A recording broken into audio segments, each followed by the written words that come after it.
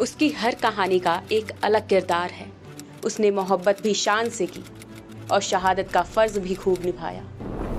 आधुनिक भारत का ख्वाब आंखों में संजोए 40 साल का युवा हैंडसम नायक जब बदलते परिवेश की राजनीति वाले भारत का प्रधानमंत्री बना तो पूरी दुनिया की नजर उस पर थी। हम बात कर रहे हैं पूर्व प्रधानमंत्री और देश में सूचना क्रांति लाने वाले राजीव गांधी जी की। इस खूबसूरत नौजवान के सामने उम्मीदों से भरे भारत के ख्वाब पूरे करने की जिम्मेदारी थी, जो उन्होंने बखूबी निभाई थी। हिमालय की तलहटी में बसे दून स्कूल से पढ़कर राजीव कैम्ब्रिज के ट्रिनिटी कॉलेज गए, फिर लंदन के इंपीरियल कॉलेज से मैकेनिकल इंजीनियरिंग की पढ़ाई की। युवा नायक में पायलट बनने का जुनून था। आखिर वो पायलट बने। इसी सफर में उनकी मुलाकात सोनिया गांधी से हुई और पहली नजर में इश्क हो गया, जो बाद में उनकी हमसफर बनी। तुम मेरे पास होते हो गोया जब कोई दूसरा नहीं होता।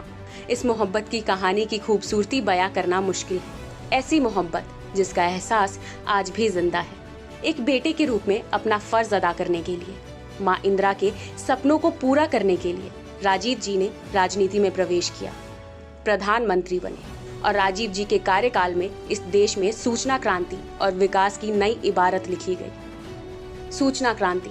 राजीव जी सूचना क्रांति के जरिए भारत को आधुनिकता की ओर लेकर गए। आज जिस डिजिटल इंडिया की चर्चा है, उसकी संकल्पना राजीव गांधी अपने जमाने में कर चुके थे। कंप्यूटर क्रांति। राजीव जी का मानना था कि देश की युवा पीढ़ी को आगे लेकर जाना है तो उसके लिए कंप्यूटर और विज्ञान की शिक्षा बहुत जरूरी है। वोट देने की उम्र सीमा घटाई। राजीव जी ने वोट देने की उम्र की सीमा 21 से घटाकर 18 की और युवाओं को मताधिकार दिया।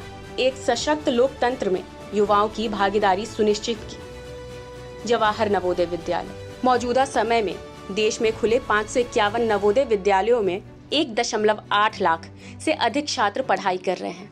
गांव के बच्चों को भी उत्कृष्ट शिक्षा मिले, इस सोच के साथ राजीव गांधी ने जवाहर नवोदय विद्यालयों की स्थापना की। ये आवासीय विद्यालय होते हैं जहां 6ठी से लेकर 12वीं तक की शिक्षा फ्री है। पंचायती राज। गांव को सशक्त बनाने और लोकतंत्र में जन जन की भागीदारी सुनिश्चित करने के लिए पंचायतों को अधिकार दिए गए। महिलाओं को 33% आरक्षण का अधिकार। राजीव जी का मानना था कि लोकतंत्र में सबकी भागीदारी सुनिश्चित होगी तभी देश का विकास होगा, इसलिए उन्होंने महिलाओं को चुनाव में 33% आरक्षण दिया।